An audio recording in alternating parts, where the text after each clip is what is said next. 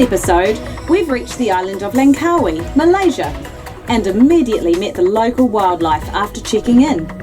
We'll move to Rebak Island for yacht maintenance and embark on a 10-day inland holiday to Singapore and Malaysian locations we missed by not sailing north through the Malacca Strait.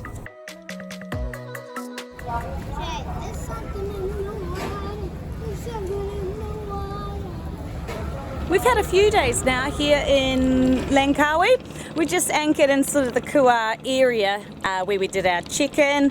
Loads of tourist boats coming backwards and forwards with their life jackets on. Have no idea where they're going or what they're going to see. Haven't worked that out yet, but it's been a really good place to stop, re-provision, get a few boat jobs done. But soon we're going to be heading to Rebak Marina. We're going to sit there and get Starlink all set up for the boat. We're going to do some rigging jobs and put a tricolour on top of the mast because our anchor light died almost as soon as we arrived in Indonesia 9 months ago. And we also need to deal with this battery issue that we have going on. So it looks like we'll be moving to lithium, which has been a fantastic progression. We've been in talks with Pantanius, who are our insurer, and they have changed their policies now to include lithium as long as they are installed to the New Zealand and Australian standards, of which we plan to do. But first, we followed the tourist boats to Dayang Bunting Freshwater Lake, which is a small lake surrounded by towering limestone island terrain, believed to resemble the silhouette of a pregnant lady.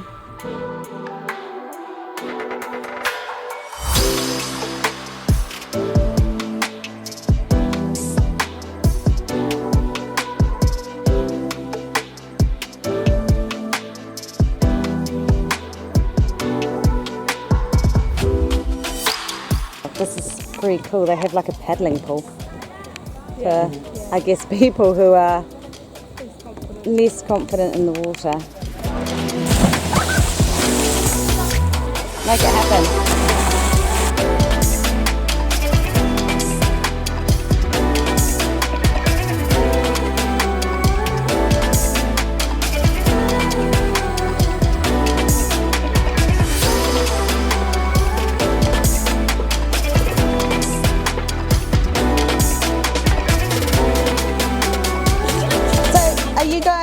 Swimming down to the bottom? Yeah, and I didn't realise my hand had gone through the mud, and so it was like this far through. And so you don't really know that you're touching it until you're like in it. It's really gross. Do it again. It feels like diarrhea. Got some! Stick it up on the boat! Did you just steal it from him on the way up? No. That's pretty gross. No wonder our anchor stuck in pretty well. The anchor looks like it would have dropped about 2 metres into it. Yeah. Oh, really? Oh, it's soft. Gross. You can stick your hand in all the way up to your elbow without even trying.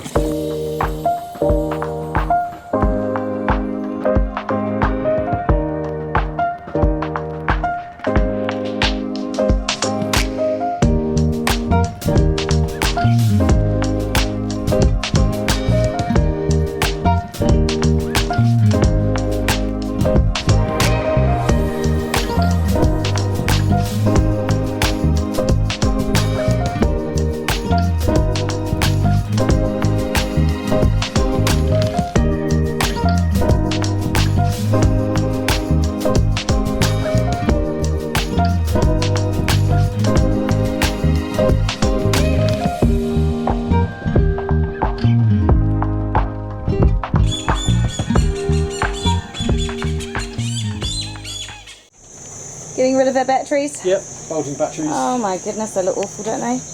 They look terrible. What have we done so far, Dave? We've done water maker pressure gauge. I can see Starlink is not quite working behind you. No. Reef's on rubbish duty. Rubbish. Rebak Marina is actually a pretty superstar place to come and stay. Like the facilities at the resort and in the marina are pretty top notch actually. We've booked a buffet meal for Zeffie's dinner tomorrow night. She turns 16 tomorrow. There's a nature walk we're going to do on Sunday. There's yoga if you want to do yoga. Just had my washing done by a lovely young man who brings his baby to work. Yeah, it's just been really quite cool. Just the internet, if you don't have Starlink, is not so flash, so we're struggling a little bit to do school. There is a free ferry that you can take across from Rebak Marina into Chenang, and you can catch it back again and get whatever jobs you need to do on shore done. They will rent you cars here from Rebak Marina, so you just pick them up in Chenang Marina. Look, everything's super easy. Thank you so much. Happy birthday to you. Happy birthday to you. Happy birthday to you, Zeffie. Happy birthday to you. You have no life. From Rebak Island Resort. That is so kind. Yeah. Oh my goodness, what have you done? Well, I woke up at 5 a.m. in the morning and there were no aligners in my bottom teeth, and I woke up and I was so distressed, so I went into my bathroom and I couldn't, they weren't in my aligner thing. So then I went toilet and my toilet sounded really weird, and I Bottom aligner. There you go, Bria. toilet. Tricolour's going up, although these wires are being a bit tricky. And unfortunately there is a chap just having to wait at the top of our mast. So we've got a new alternator going on top of the engine. Alrighty, here we go with our lithium batteries that have just been put in. Took a while to get the installation right, with a bit of battery management issues with firmware that had been updated that our electrician hadn't been made aware of, but we're all good to go now. Feeling good about this. Zeffie, I got squirted in the tummy by a fish earlier on. I was standing here talking to somebody on the jetty, and I suddenly got straight in my tummy, and I looked up and there was nothing up there, and I looked down and I saw a fish looking at me. Why is that relevant for you, Zeffie? Because yesterday I was standing in the exact same spot talking to Dad, and the same thing happened, but when I told everyone they were all like, oh bollocks, you're just making that up. Yeah, I didn't believe you. And then actually someone at the barbecue last night did say, you know, someone called Sophie had been spat at by a fish. That's Rebak Island. Just come in on the free ferry and we're just going to go and wander through town.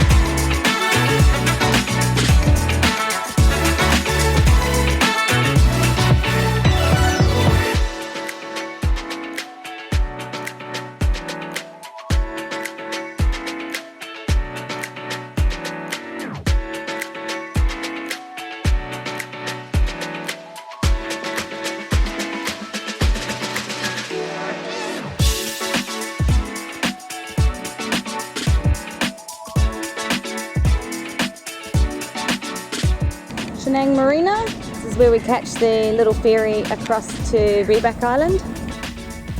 With repairs and battery installation seemingly under control in Rebak, we embarked on a holiday to Singapore and mainland Malaysia. But all did not start well. Weird travelled on Singapore's President Voting Day. Therefore, after voting, a large proportion of Singapore residents descended upon the Malaysian border to weekend in Johor Bahru, causing us to wait in line for 5 hours. We eventually lost our accommodation booking due to a late check-in, and this was just so much fun. Our mistake was trying to find cheap accommodation in Johor Bahru, Malaysia, instead of just staying in Singapore. Okay, now this has been quite the experience. So we're now back in Singapore, but of course we've come in with no money and no SIM for our phone, so no data works. And locals have just been stopping because we look clearly lost and just trying to help us out. And so we've been sent off to a mall now to go and get some cash and see if we can catch a taxi to our hotel that we booked late last night. Thankfully everyone in Singapore has gone to Malaysia, so hotels aren't quite so busy here. So we managed to get a couple of nights accommodation at the Copthorne, but of course we can't check in until after 3 o'clock, so we're just going to dither about, get the concierge to look after our bags for a little bit, and then see what we can do for the afternoon. Hopefully go shopping. Yeah, shopping.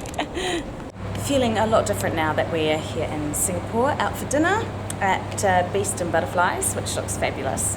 But yesterday really was quite something. It started with a very early morning. At 4:30 we got up, caught a flight down to Singapore. Just suddenly realised that I had booked the tickets under my, not my real name, so I'd used Kim instead of Kimberly, which was really an amateur mistake. And things really kind of took a bit of a turn from that point onwards. The immigration app that Mum used to check us into Singapore didn't work when we did it because our internet was too slow at the time. And so we had to stand at the airport doing it. It took maybe 30 minutes, but by that time the line quadrupled. So you had to wait extra time in the line to actually get to Singapore. But that was okay, that wasn't the worst part. So the next step was catching a bus from Singapore to JB. And so we got the tickets and we found the terminal and we were all standing waiting in line for the bus to start. And it just didn't, and the time went on and on. It was like 10 minutes late, and then there was a guy that came out of the airport, put his head through the window of the bus and went, "Oi!" And we were like, what is he doing? And then the bus driver woke up. He was sitting there the whole time. So we'd been waiting for a bus driver who was fast asleep. Once we were on the bus, we had to check out of Singapore and then check in to Malaysia to get to Johor Bahru. Well, it was a big mad rush to get onto the bus from getting off, and Dad was at the back with all of our gear, and Mum's like, "Dad needs to get to the front," and I was in his way, so I moved to get out of his way, but there were so many people behind me and they all kind of rushed in, and I was really nervous, and Dad was standing right there getting squished, so I just went and stopped the people's luggage from moving. It was a really aggressive slap onto their suitcase, and they stopped immediately, and Dad skidded through. We actually held their luggage so that Dad could get in front, and it was super funny because this guy just started edging forward and he was like, "No!" The immigration queue when we arrived at Malaysia, it wasn't a queue, it was a room, and I think it must have had 3,000-4,000 people in, all just in a big lump of people, no particular queue, just a lump of people. So you had to get to the back of it and stand there. We were there for 4 hours, I think. Oh no, approaching 5. It was 5 hours. I think we were in the building for 5. I think we were in the whole building for 5 hours from when we arrived, and it was hot, it was airless, Coughing people people everywhere. coughing, it was pretty uncomfortable. No food. No food, no water. You couldn't go to the toilet because you wouldn't be able to get back. Everyone was like jam-packed shoulder to shoulder. Yeah, we ended up just standing in line with our iPads and headphones watching movies, and then every 10 minutes you'd squish 1 metre further, if that. Oh, or a square on the floor, which was like 30 centimetres square. But about every half an hour, Mum was getting a phone call from the hotel that we're supposed to be staying at, and the hotel was starting to get nervous that we weren't going to turn up. But Kim kept saying, "Look, it's okay, we're in immigration, we're coming, we'll be there as soon as we can get there." And then half an hour later, they would phone back again and say, "We need you to come," or "We need you to pay." And so you can't give your credit card details over the phone when there's 5,000 people right next to you, because someone's bound to hear it and take them. So we just waited in the queue finally we got through. At like 9:30. Yeah, 9:30 at night. Zephy got berated by customs because she wasn't allowed to wait for reef. Which was Customs or pretty rough. immigration? Immigration. Immigration. It was the immigration security staff, wasn't it? Yeah. Yeah. Which is pretty rough, but that was. Yeah, I guess she went through first, didn't she? She was waiting for Reef to come through and didn't want to leave him with no family members to see. And then we got out of the airport, and by that stage we knew that our hotel had kindly on-sold our room to someone else. So it's now 9:30. Yeah, so it's now 9:30 at night, and Johor Bahru was and- chock-a-block with people. We didn't know where to stay. And it was a public holiday in Yeah, Singapore. That's why it was. We called 10 hotels, and they were all fully booked. And then we ended up in this hotel that was A two-star hotel. 2-star hotel, and I mean that's fairly. And we shared what, guys? We we shared shared two queen size beds. beds, which was actually it was not too bad considering no the day windows. that we had. It was. Yeah, look, honestly, we just went to sleep and just tried to forget about the day, didn't we? And we didn't have any toothpaste because we weren't allowed to take that on the plane with us, and we didn't have time to buy any more, and we didn't have time to have dinner. So. We had a great time laughing at our mistakes and enjoying a meal out together served by a robot. Join us again as we sightsee in Singapore, travel north through Malaysia, and prepare to enter Thailand.